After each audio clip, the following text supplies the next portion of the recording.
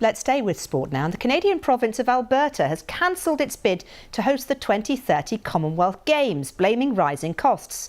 Last month, Australia pulled out of hosting the 2026 Games in Victoria. Our reporter Nikki Schiller told us more about the reasons why.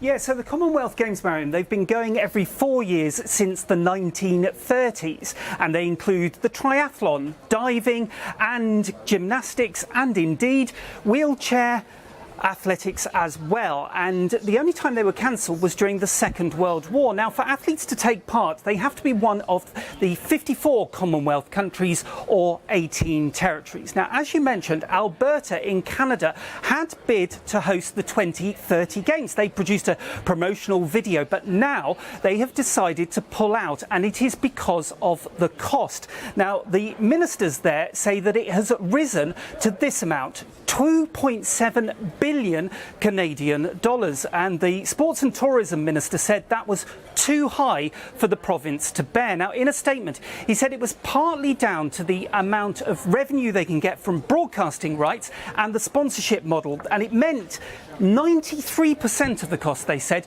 and the risks were put on the taxpayer. So, Mariam, at the moment, there is no city bidding to host the 2030 Games. And what about 2026, Nikki? Problems there too?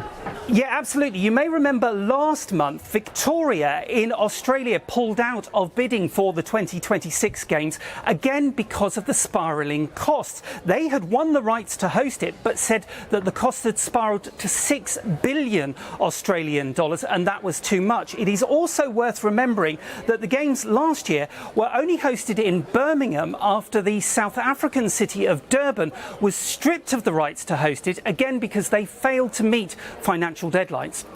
And Nikki, these games, they mean a lot to athletes, don't they?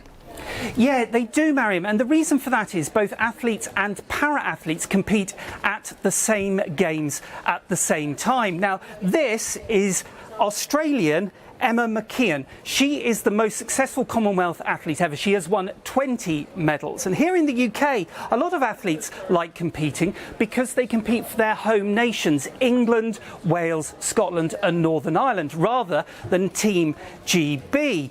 And last month we spoke to Baroness Tanni Grey-Thompson after Victoria pulled out, and here is what she said about how important the Games are to athletes.